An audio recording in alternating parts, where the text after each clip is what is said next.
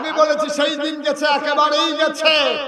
সেই দিন জবাব দেওয়ার সুযোগ ছিল না। আজকে সময় এসেছে, আঘাত আসলে পন্থাঘাত হবে। সুতরাং এমনি এমনি একটা ইঞ্চি জায়গাও ছেড়ে দেওয়া হবে না।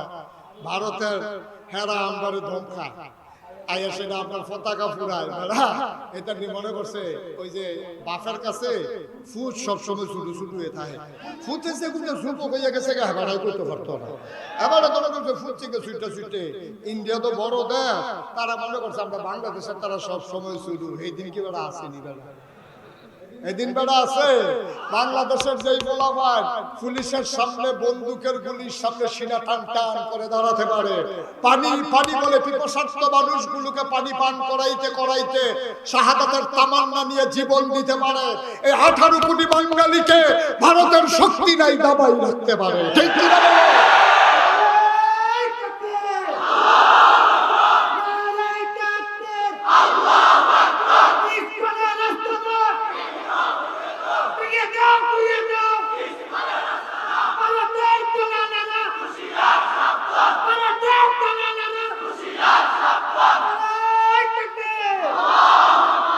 সময় এসেছে 18 কোটি মানুষ ঐক্যবদ্ধ হতে হবে।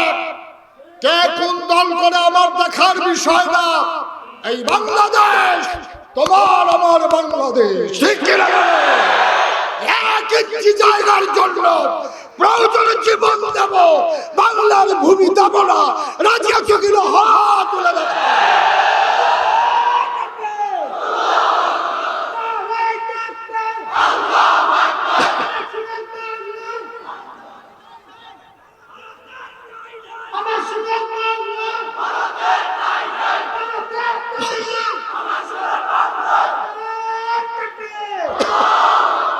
সুতরাং সময় এসেছে একতাবদ্ধ হতে হবে।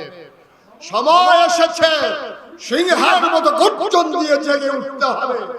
ঘুমিয়ে ঘুমিয়ে কাটানোর সময় বাংলার মুসলমানের আর নাই। ঠিক কিনা বলো?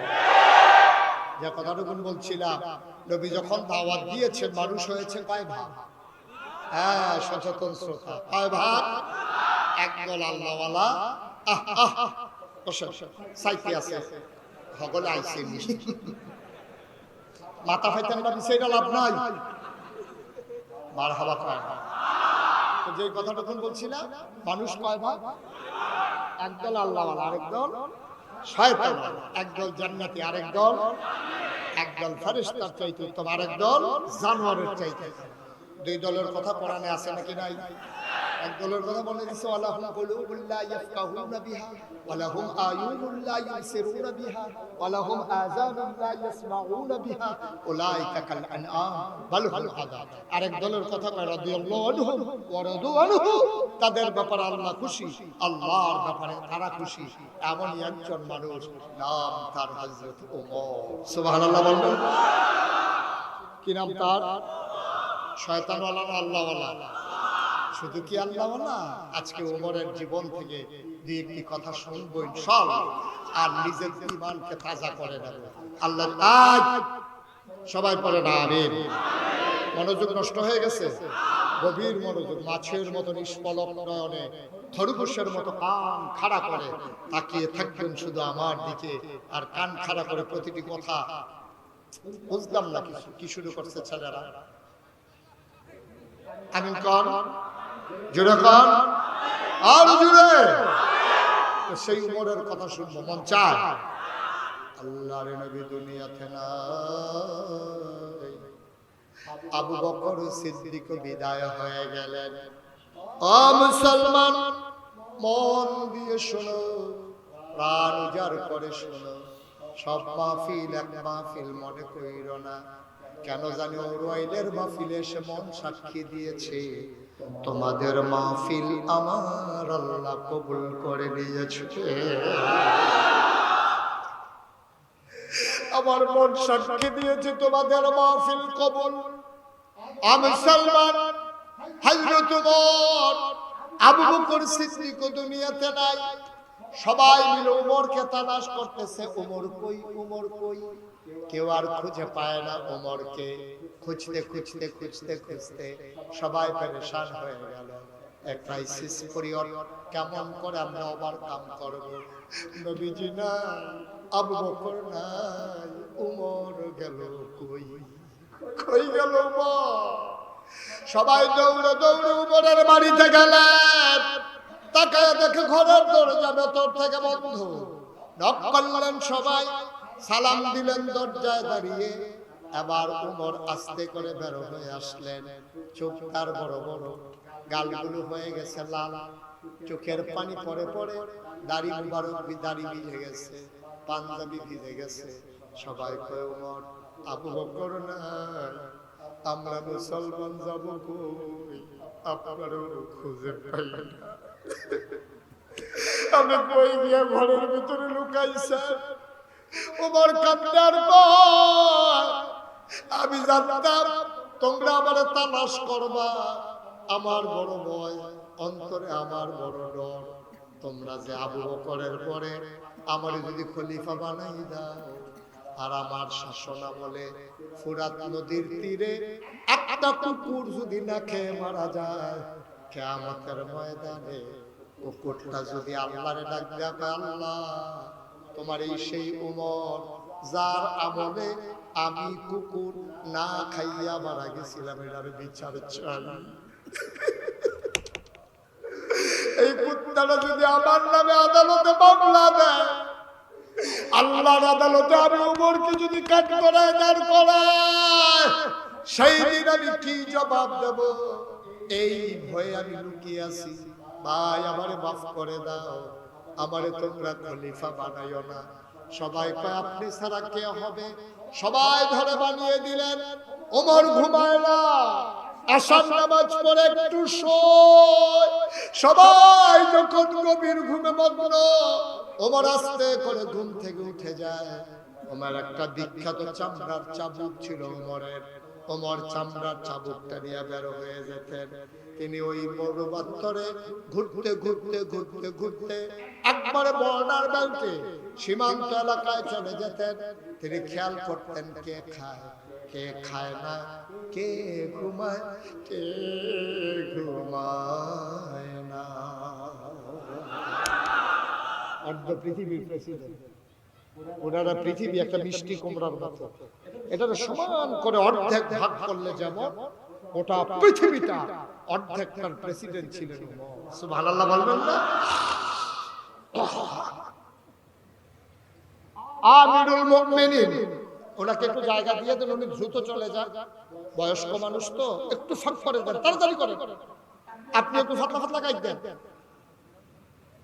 তাড়াতাড়ি দিয়ে দেন, ওনাকে বের করে উনি যেতে দেন, ওনার সমস্যা হচ্ছে। আরে আপনার সাইড ফাইল ঘুরেন কাঁপলে, সোজা দিকে যান।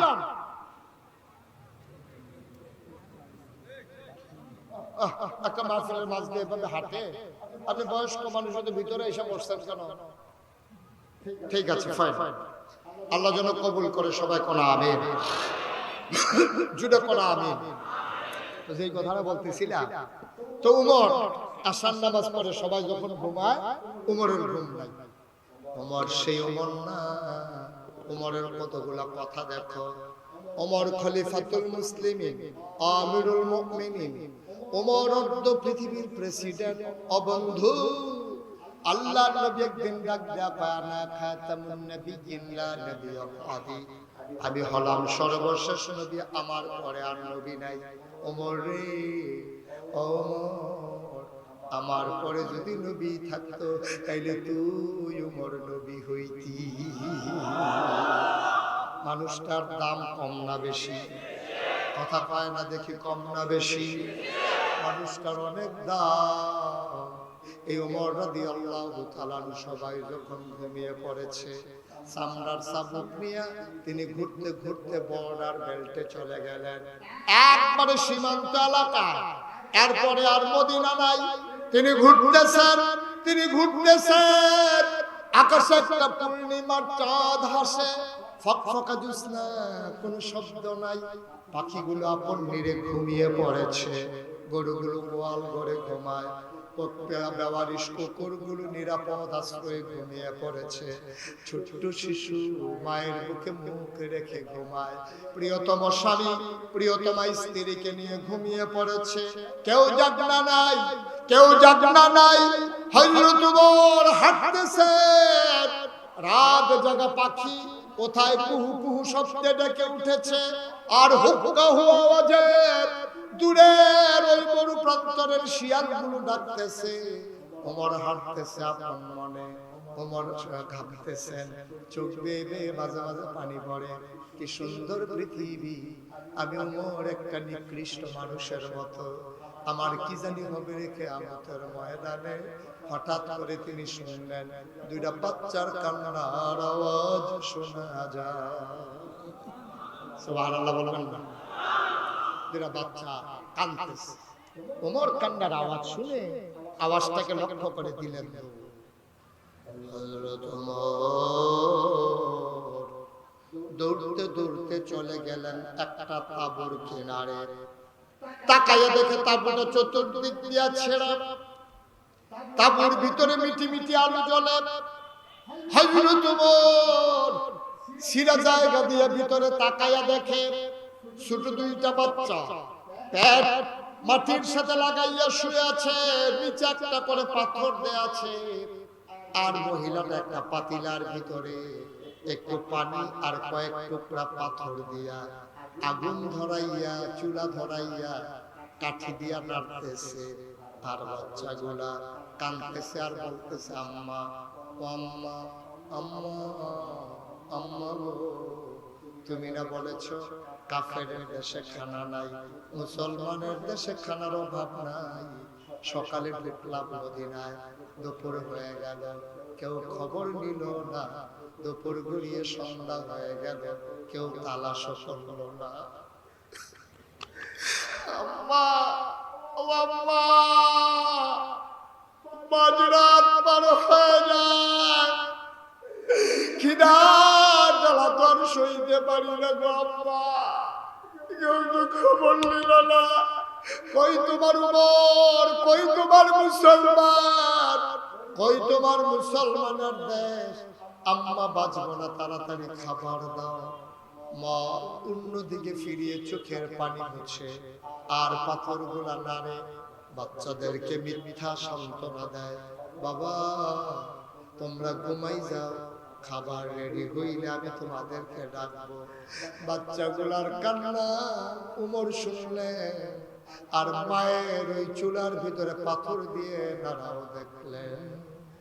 ওমর আর সইতে পারে না। ওমর দিলেন দৌড়, দৌড়ে দৌড়ে দৌড়ে দৌড়ে তিনি মদিনায় ঢুকলেন। যেখানে রাষ্ট্রীয় কোষাগার, যেখানে গুডাউন, তিনি গুডাউনের সামনে গিয়ে দাঁড়ালেন। তিনি ডাক দিলেন, দরজায় নক করলেন। দারোয়ান দরজা খুলে দিল। ওমর ডাক দেয়া কয়, তাড়াতাড়ি করো, বস্তার ভিতরে আটা ঢোকাও, পাকা খেজুর ঢোকাও, আর সবজি ঢুকাও। কি দেখলাম রে, কি দেখলাম, কলিজায় মানে না। বস্তার ভিতরে আটা ঢোকানো হলো, খেজুর দেওয়া হলো, সবজি দেওয়া হলো, বস্তার মুখ বেঁধে দেওয়া হলো। ওমর ফিরে দেখে দুইজন কর্মচারী দাঁড়িয়ে আছেন। ওমর কয়, তোমরা কারা? আমরা রাষ্ট্রের কর্মচারী। কয়, কেন এসেছো? আপনি সামনে সামনে যান, আমরা বস্তা নিয়ে আসতেছি, আমরা তো এই রাষ্ট্রের কাজ করার জন্য আছি।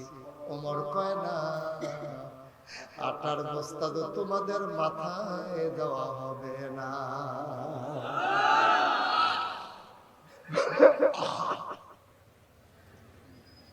কর্মচারীরা কয়, তাহলে আটার বস্তা কে নেবে? ওমর ডাক দেয়া কয়, দায়িত্ব আমার, আটার বস্তাও আমার মাথায় উঠবে।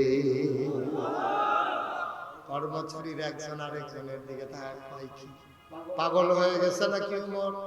অর্ধ পৃথিবীর প্রেসিডেন্ট, আমিরুল মুমিনিন, খলিফাতুল মুসলিমিন, ওমরের মাথায় আটার বস্তা নিয়ে দৌড়াবে, এটা কি কথা? কর্মচারীরা কয়, বস্তা আমরা নেব, নাইলে চাকরি রিজাইন দেব।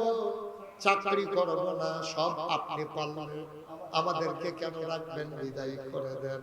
কর্মচারীরা কাঁদতেছে। ওমর কয়, তোমাদের বুঝি বস্তা নেওয়ার খুব শখ, তোমরা বস্তা নিতে চাও? কয় শখের কিছু নাই, দায়িত্ব। ওমর কয় ঠিক আছে, আমি তার মাথায় বস্তা দেব। কয় কার মাথায় দেবেন? কয় যেই দিন কিয়ামত অনুষ্ঠিত হবে, হাসরের ময়দান যেদিন দাঁড়িয়ে যাবে, সবার একটা করে গোনার বস্তা হবে, আমারও তো একটা গোনার বস্তা হবে। সেই দিন কিয়ামতের ময়দানে আমার গোনার বস্তা যে আজ নিতে রাজি হইবা, আমি আজকে তার মাথায় আটার বস্তা দেব। এখন আর কেউ আগায় না। ওমর কান্দে আর কয়, জানতাম আমার গোনার ভাগ কেউ নেবা না।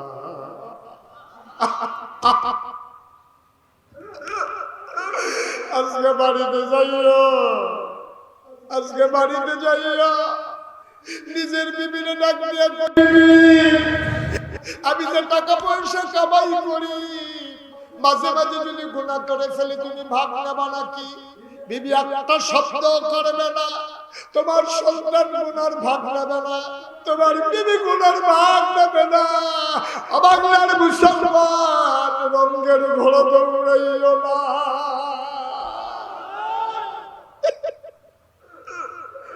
তোমার ঘোড়া তোমারই নিতে হবে। ওমর কান্দার কয়, জানতাম কেউ আমার গুনার বোঝা নেবা না, আটার বস্তা কেন নিতে চাও? দাও দাও দাও, যেহেতু গুনার বস্তা আমারই নেওয়া লাগবে, আমার মাথায় দুইজন ধরে আটার বস্তা উঠাইয়া দাও। দুইজন ধরে পৌর মানুষ, আদা কাঁচা আদা পাকা দাড়ি, মানুষটা বাঁকা হয়ে গেছে, চামড়া গুলা তার ঢিল ঢিল হয়ে গেছে, মানুষটার বয়স হয়ে গেছে। দুইজন ধরে পুরা আটার বস্তাটা মাথায় উঠাই দিল। ফেরেশতারা চিৎকার করে, আল্লাহ আপনি কি মানুষ বানাইছেন, কি মানুষ বানাইছেন, কি মানুষ বানাইছেন। আটার বস্তা নিয়ে ওমরের মতো মানুষ দৌড়ায়। আকাশের চতুর্দশী পূর্ণিমার চাঁদ ছিল, লজ্জা পাইয়া মেঘের আড়ালে লুকাই গেছে। হারে, এটাও বুঝি দেখার বাকি ছিল। ওমরের মতো মানুষ মরুভূমির মাঝ দিয়া শেষ রাত্রে দৌড়ায়। দৌড়াইতে দৌড়াইতে দৌড়াইতে দৌড়াইতে তিনি ওই তাঁবুর সামনে গিয়ে দাঁড়ালেন। দরজায় দাঁড়ায় সালাম দিলেন, আসসালামু আলাইকুম ওয়া রাহমাতুল্লাহ। ভেতর থেকে মহিলা কণ্ঠ ভেসে আসলো, ওয়ালাইকুম আসসালাম ওয়া রাহমাতুল্লাহ।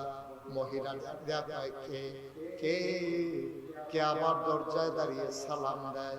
ওমর ডাক দেবে, আম্মা। ও আম্মা, আমি মরুভূমির এক পথিক, আম্মা দয়া করে দরজা খুলেন। মহিলা ডাক দেয়া কয়, কে রে কে আমারে আম্মা ডাকে, আমার আম্মা ডাকে কে? আমি মা না, আমি কারো মা হওয়ার উপযুক্ত না। জন্ম দেওয়া দুইটা বাচ্চা, 3 দিন ধরে খাবার দিতে পারি না, আমি কিসের মা, আমি কিসের মা, আমি কিসের মা, আমার মা নাই গুনা, আমি মা হওয়ার উপযুক্ত না, আমি মা না। চলে যাও অন্য কোনো দরজায়, আমার ঘরে দাবার মতো কিচ্ছু নাই। মহিলা মনে করেছে লোকটা বোধহয় কোনো সাহায্যের জন্য এসেছে। মহিলা ডাক দেয়া কয়, বাবা অন্য দরজায় যাও, আমি নিজের বাচ্চার এই খাবার দিতে পারি না। ওমর কান্দার কয়, আম্মা গো, দরজা খুলে দেখো গো কে দাঁড়িয়ে আছে, কোনো সাহায্যের জন্য আমি আসি নাই। মহিলা দরজা খুলে দিলেন। তাকায়া দেখে বুড়া একটা মানুষ মাথার উপরে আটার বস্তা নিয়ে দাঁড়িয়ে আছে। এবার মহিলাকে ডাক দিয়ে ওমর কয়, মা তুমি আমারে চিনবা না, এই এলাকায় আমার বাড়ি, তুমি তো নতুন এসেছো মা। কয়, আমি কাফেরের দেশ থেকে এসেছি। আম্মা গো, আমারে তুমি চিনবা না, দয়া করে অনুমতি দাও আমি ভিতরে আসি। আমি জানি তোমার বাচ্চারা খায় নাই, আমার কাছে কিছু আটা ছিল, খেজুর ছিল, আমি নিয়ে এসেছি, অনুমতি দাও ভিতরে ঢুকি। আবার মহিলা ডাক দেয়া, আসো আসো ভেতরে আসো। আবার মহিলা ভিতরে ঢুকতে দিলেন। ওমর ঢোকার পরে আম্মা দয়া করে একটু বস্তাটা ধরে নামাই দাও। বস্তা নামানো হলো, বস্তার মুখ খুলে দেওয়া হলো। ওমর কয় আম্মা, ও আম্মা তাড়াতাড়ি করো আম্মা, বস্তার ভিতরে আটা ছোড়াটা রুটি বানাও। ওমা চুলার আগুনটা দেখি নিভে গেছে, তুমি তাড়াতাড়ি রুটি বানাও, এই ফাঁকে আমি ফু দিয়া চুলার আগুনটা ধরাই দেই।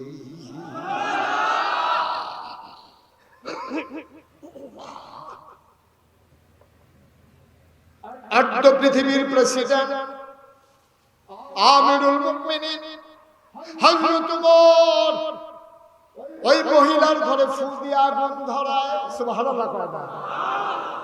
আর আমার দেশের সলিমুদ্দিন কলিমুদ্দিন বিডার ভিতরে কুত্তা ঘুমায়। কেমনে কেমনে দালালি কইরা মন্ত্রী হইছেন, কি হইছে, মেম্বার হইছে, চেয়ারম্যান হইছে, তোমার জ্বালা এলাকায় মানুষ ঘুমাইতে পারে না। ভাই মনে রাখবা, মনে রাখবারে ভাই, পাই টু পাই হিসাব দেওয়া লাগবে, ঠিক কিনা?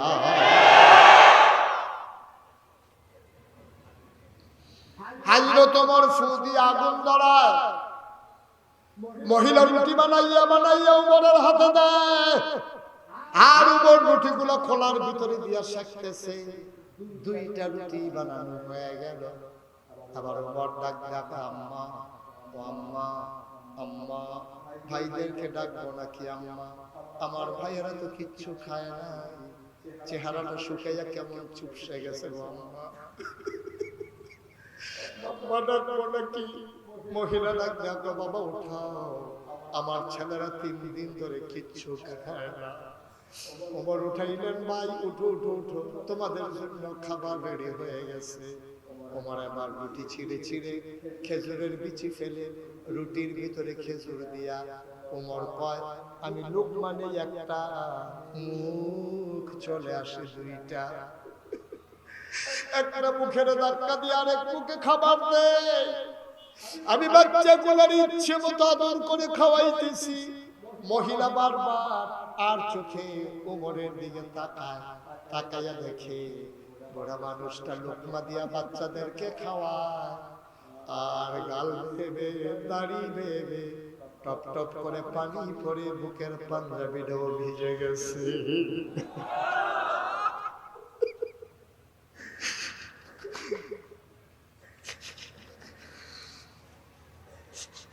পাঞ্জাবিটা ভিজে গেছে ওমরের। মহিলা তাকাইয়া দেখে এই বুড়া মানুষটা এমনি কাঁদে, এত মায়া মানুষটা। আবার মহিলা ডাক দাও, আমি কে তোমারে চিনি না বাবা, তুমি কে? আমি তোমারে চিনি না, মদিনার মানুষ তোমারে দেখলো না, তারা ওমরকে খলিফা বানাইছে। তোমার মতো মানুষ থাকতে ওমর আবার খলিফা হয় কেমনে? তোমার মতো মানুষ থাকবে ওমর খলিফা হয় কেমনে? মদিনার মানুষ কি তোমারে দেখলো না? আগামীকাল সকালবেলা আমি ঘুরে ঘুরে মদিনার মানুষকে বলবো, ওমরকে বাদ দিয়া তোমারে যেন খলিফা বানাই দেয়। ওমর কয়, আম্মা এই কথা এখন থাক, আপনি একটা রুটি খান, আপনিও তো খান নাই। মহিলা কয়, না বাবা আমি খাবো না, আমি বয়স্কা মহিলা, সকালবেলা বাচ্চাগুলা খাবারের জন্য কাঁদবে, আমি না খাইলেও চলবে। তুমি বাবা এবার যাও, বাচ্চারা ঘুমাক, সকালবেলা আমি বাচ্চাদেরকে রুটি খাওয়াবো। ওমর ডাক ডাক, আম্মা ও আম্মা, আমি যখন আইসা পড়ছি আপনার আর চিন্তার দরকার নাই, আপনি রুটি খান। সকালবেলা ওমরের দরবারে আইসেন। মসজিদে নববীতে ওমর ফজরের পরে বসে, ওইখানে আপনি আইসেন। ওমরের সাথে আমার বড় খাতির গো আম্মা, সুবহানাল্লাহ না?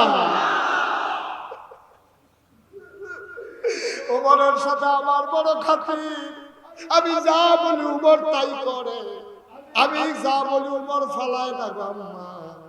আপনি সকালবেলা আইসেন, ওমরের দরবারে থাকবো। ওমর চলে গেলেন, সারা রাত আর ঘুমাইতে পারেন নাই।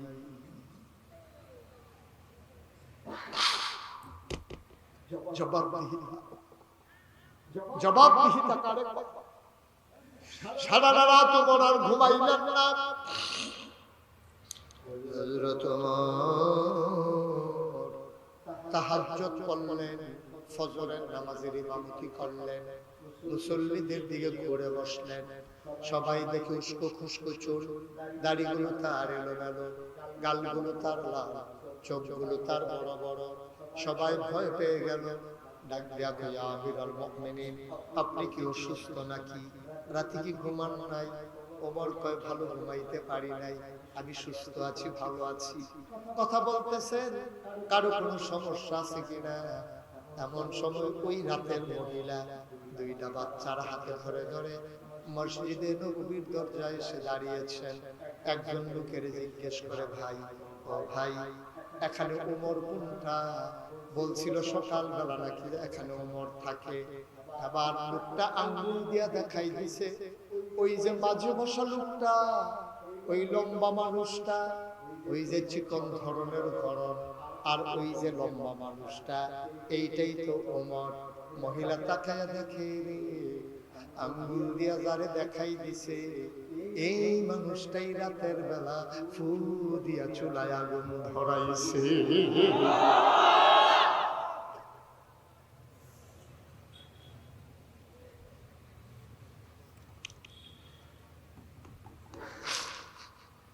মহিলা ভয় পেয়ে গেলেন।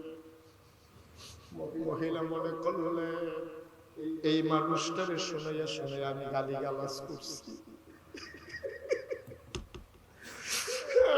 সত্য মন বলছে, নিশ্চয়ই এখন আমার শাস্তি দেবে মানুষটা। মহিলা বাচ্চাদের হাত ধরে টেনে টেনে দৌড় শুরু করলেন। ওমরের নজর পড়ে গেল, লাফ দিয়ে গিয়া সামনে দাঁড়ালেন। ওমর ডাক দেয়া, আম্মা, ও আম্মা কই যাও? মহিলা কান্নার কয়, বাবা, আমি চিনতে পারি নাই রাতের বেলা, গুস্তাকে মাফ কর দিজিয়ে, বেয়াদবি মাফ করো মা, তোমারে চিনতে পারি নাই, আমি তোমারে গালিগালাজ করছি, আমি চিনি নাই, দয়া করে আমার জেলখানায় দিও না, আমার যদি জেলখানায় দাও, এই বাচ্চাদের আব্বা নাই, বাচ্চাগুলা যাবে কই? দয়া করে আমার মাফ করে দাও। ওমর কান্দে আর কয়, আম্মা, গালি যদি দিতে মন চায় আর অনেকগুলা গালি আমারে দাও, এই যে আমার চামড়ার চাবুক, আম্মা চামড়ার চাবুকটা নাও, পিটাইতে মন চাইলে আমার ইচ্ছা মতো পিটাও, আমি পাঞ্জাবি খুলে দেই, আমি পাঞ্জাবি খুলে দেই, আমার তুমি পিটাও, গালি দিতে মন চাইলে গালি দাও। ও আম্মা, একটা আবদার আছে তোমার কাছে, করো জোরে মিনতি, গালি দিলে দাও, পিটাইলে পিটাও। আম্মা, তোমার কাছে আমার আবদার, হাসরের ময়দানে আম্মা তুমি আমার নামে আমার আল্লাহর কাছে বিচার দিও না গো আম্মা।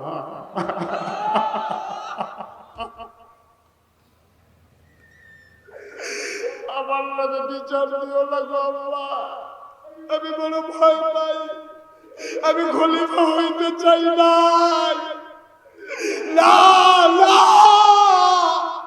আমার খলিফা হওয়ার কোনো দরকার ছিল না, মানুষ আমার জোর করে খলিফা বানাইছে, আমার কি উপায় হবে না কিয়ামতের ময়দানে?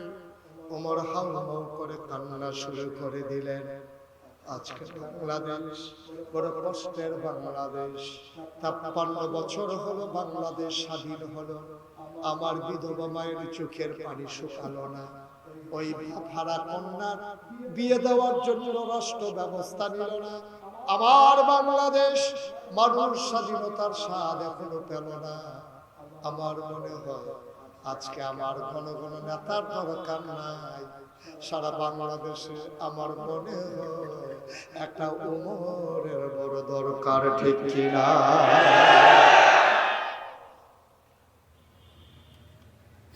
একটা ওমর চাই, একটা ওমর চাই, একটা ওমর চাই, যে ওমর রাত জাগে জাগে ওই অজপাড়াগায় চলে আসবে। যে উমর, তার ছেলে আব্দুল্লাহ, আব্দুল্লাহ হলো উমরের বড় ছেলে। উমর আব্দুল্লাহরে ডেকে কয়, ও আব্দুল্লাহ, আব্দুল্লাহ রে, ও আব্দুল্লাহ কান্দিস না, আমার যাওয়ার সময় হয়ে গেছে, তোর লগে আমার জান্নাতে দেখা হবে রে আব্দুল্লাহ। আব্দুল্লাহ কয়, আব্বা যখন বলেছে আমি ইন্তেকালের পরে প্রতিদিন ওযু করে ঘুমাই, নিশ্চয়ই আব্বাকে জান্নাতে আমি স্বপ্নে দেখবো। অনেক দিন চলে গেল, আমি আব্বারে দেখি না, আমি অস্থির হয়ে গেছি। আমি বারবার নবীর রওজায় গিয়ে জিয়ারত করি, নামাজ পড়ে পড়ে দোয়া করি, আমার আব্বারে আমি একবারও দেখি না স্বপ্নে। হঠাৎ করে একদিন স্বপ্নে দেখলাম আব্বার চেহারাটা ধুলায় মাখা, দাড়িগুলো এলোমেলো, চুলগুলো উস্কো খুস্কো। আমি দেখলাম আব্বা বড় পেরেশান। আমি জিজ্ঞেস করলাম, আব্বা, ও আব্বা, আপনার সাথে আমার দেখা হওয়ার কথা স্বপ্নে, এতদিন পরে কেন দেখা দিলেন? আব্বা ডেকে কয়, ওমর ডেকে কয়, আব্দুল্লাহ রে, আব্দুল্লাহ, একটা ছাগল আমার আটকে দিয়েছে। কয় বুঝলাম না। আমার দেশের একটা ছাগল, সে নাকি খাল পার হইতে গিয়া, ব্রিজটা নাকি ভাঙ্গা ছিল, কাঠের পাটাতন একটা ছিল না, ওই পাটাতনের ফাঁকি দিয়া পা পড়ে গেছে, ছাগলের নাকি পা ভেঙে গেছে। আল্লাহ যখন আমার জান্নাত দেবে, এমন সময় ছাগল আইসা কয়, আল্লাহ উমরকে জান্নাত দেবে, আগে আমার পা ভাঙ্গার বিচার করে। আমার পা কেন ভাঙলো? কেন ভাঙলো আমার পা? ওমরের মতো মানুষ থাকতে ব্রিজ ভাঙলো, উমর কেন ঠিক করলো না? বিচার হবে আগে, তারপরে উমরের কবর জান্নাত বানানো আমার আপত্তি নাই। আল্লাহ জিজ্ঞেস করলেন, উমর কথা কি সত্য? আল্লাহ, অর্ধ পৃথিবীর খলিফা ছিলাম, খাদেম ছিলাম আমি, প্রদেশে প্রদেশে গভর্নর ছিল, আমার জানা ছিল না কোন জায়গায় কোন ব্রিজ ভেঙে গেছে। আল্লাহ বললেন খবর নেওয়া দরকার ছিল। আল্লাহ ছাগলকে বললেন মাফ করে দাও, মানুষটারে আটকে দিও না, বড় ভয় ছিল অন্তরে। ছাগল মাফ করে দিয়েছে। অনেক কথা কাটাকাটি হয়েছে, বাবা এই জন্য তোমার সাথে দেখা দিতে আমার দেরি হয়েছে। আজকে যখন একটু মুক্তি পাইলাম, তোমার সাথে স্বপ্ন যুগে আমার আল্লাহ দেখার ব্যবস্থা করে দিলেন। ওমরের মতো মানুষ, ওমরের মতো মানুষ যারা দুনিয়ায় থাকতে জান্নাতের সুসংবাদ পাইছে, তাদের যদি এই অবস্থা হয়, তুমি আর আপনি শরীরুদ্দি আর কলিউদ্দি চিন্তা করে দেখেছো আমাদের উপায়, চিন্তা করে দেখেছো আমাদের কোনো ভয় আছে?